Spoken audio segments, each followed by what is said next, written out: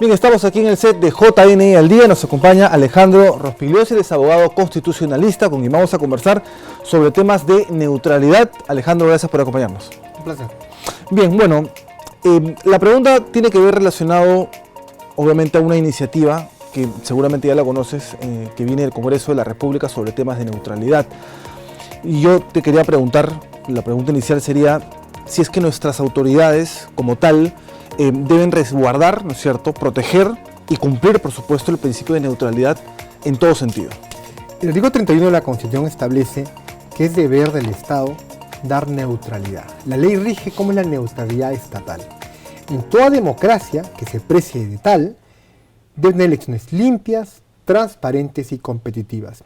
La neutralidad va en esa línea, en que un funcionario público, el más grande, el más pequeño, un presidente de la República, un ministro, un congresista, o al servidor público de una municipalidad rural o altoandina, debe ser neutral. Los congresistas también están llamados Claro está. a cumplir ese pedazo. Por ejemplo, no usar los recursos públicos, las oficinas del Estado, el personal del Estado, las hojas bond del Estado, la tinta de la impresora del Estado, los pasajes aéreos o terrestres, y todo lo que fuera en beneficio personal y no de ser neutral en ese aspecto.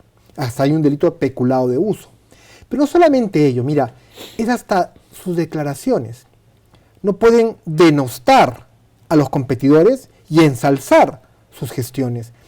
Y esto solamente porque en el periodo electoral que se convoca elecciones hasta que se realizan las mismas, debe haber se debe mitigar, se debe modular la libertad de expresión, la libertad de opinión de un funcionario público con el ejercicio de esa función pública.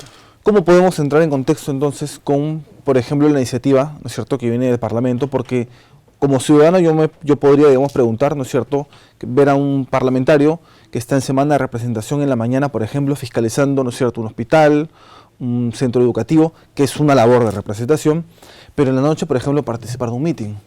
Sería incompatible. Mire, no hay democracia sin Congreso de la República, ni Congreso de la República sin democracia. Cuando vemos un golpe de Estado en cualquier lugar del mundo, lo primero que se hace es cerrar el Congreso. Y por eso que el Congreso es un baluarte de la democracia. Y por eso los demócratas, como muchos de nosotros, defendemos la institucionalidad del Parlamento. Y cuando hay casos aislados los señalamos y los criticamos para que se corrijan. En este caso, soy un defensor de la semana de representación.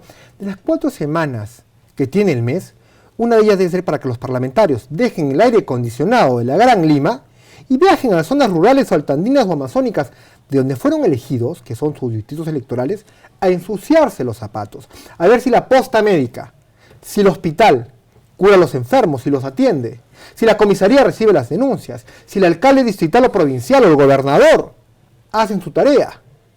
Eso es importantísimo. Esa es la función de representación, de escuchar los problemas de los ciudadanos y canalizarlos con soluciones de fiscalizar, legislar o representar. Pero viajan con pasajes aéreos o terrestres del Parlamento, financiados por los contribuyentes, Claro, recursos del Estado. van con personal del Estado, pagado por los contribuyentes, tienen un bono en esa semana, está muy bien. Lo que no estaría bien es que el ejemplo que tú pones, que en la noche vayan a un mitin, es vaciar de contenido la función de representación. Claro, se entendería que hay una desventaja entonces, ¿no es cierto?, frente, por ejemplo, a otras autoridades o funcionarios públicos que también van a postular. Pero perdóname, hay funcionarios públicos, como un ministro de Estado, u otros cargos, que deben renunciar solamente para ser candidato y postular. El congresista no Con puede. el riesgo de ganar o no. Claro. El funcionario público más humilde, de mesa de partes, pide licencia sin goce de haber 30 días antes, para poder postular. Y no sería correcto, sería una competencia desleal que un parlamentario no lo haga. Yo creo que sería saludable que por lo menos ese último mes no vaya a la semana de representación o pida licencia sin goce de haber y haga tranquilamente su campaña. Se podría, digamos, ajustar más, ¿no es cierto?, a un interés que podría tener un parlamentario como político, ¿no es cierto?, de participar, si lo llamamos ahorita, digamos, a las elecciones que se vienen, como a la Cámara de Diputados o a la Cámara de Senadores, que tranquilamente lo pueden hacer, ¿no es cierto?, pero yo le preguntaba justamente por la iniciativa que se ha presentado, que en realidad modifica un reglamento interno. Entonces, según lo que me comenta, hay una clara desventaja. De aprobarse, sí, sería una desventaja. Es muy ilustrativa la jurisprudencia en estos 50 años que tiene el Jurado Nacional de Elecciones sobre neutralidad estatal. Hay que revisarla. Y también el derecho comparado. Este año el Tribunal Supremo Español ratificó una multa de la Junta Electoral Central que le puso al presidente Pedro Sánchez, porque después de una reunión del Consejo de Europa, va al Palacio de la Moncloa y una conferencia de prensa donde ensalza su gestión y denosta de la competencia. Fue multado por la Junta Electoral Central, que es el Jurado Nacional de Elecciones en España. ¿Eso podría pasar acá también? Claro que sí. Es que eso es la neutralidad estatal.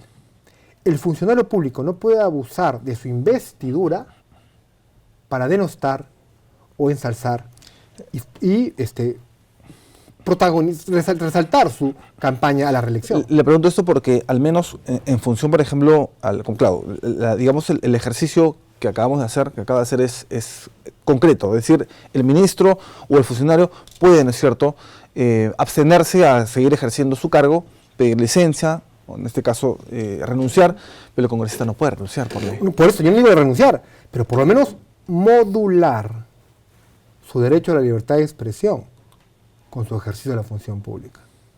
Claro que sí. Bueno, y un poco retrocediendo un poco hacia atrás, ¿no es cierto? Muchos ciudadanos se preguntan justamente sobre el tema ético de algunas autoridades, y eso tiene que empezar por un tema de filtros que llegan desde los partidos políticos, que es el primer filtro finalmente. Los partidos son responsables de a qué precandidato nos ponen el menú para los electores. En otros países se usa mucho data mining o minería de datos para ver cuáles son los precandidatos. No poner a personas requisitoriadas o a prontuariados en la lista de candidatos. Tienen que ser muy exigentes en ello, porque finalmente es el elector el que va a premiar dando su voto a un buen candidato o castigar no dando su voto a un mal candidato. Alejandro, para terminar, una reflexión, un mensaje final que puede ir dirigido a los ciudadanos, pero también a las organizaciones políticas. La democracia es muy valiosa. Ese es su campo. Los jóvenes, 2,5 millones que van a votar por primera vez ahora de jóvenes, deben darse cuenta que en otros países no tienen esa garantía de la democracia y de elegir a sus autoridades cada cierto tiempo, como lo tenemos en el Perú, por ejemplo. Hay que valorar la democracia, hay que cuidar la democracia, hay que elegir bien el poder del voto, que es abstenerse, o es premiar a un buen candidato dándole su voto, o es castigar a un mal candidato no dándole el voto. Entonces, el poder del voto, saber usarlo bien. Muchas gracias entonces Alejandro Rospigliosi, eres abogado constitucionalista que nos ha acompañado aquí en los estudios de JN al Día. Gracias por visitarnos. Un placer. Bien, vámonos en este momento a una pausa y regresamos con más información después del corte.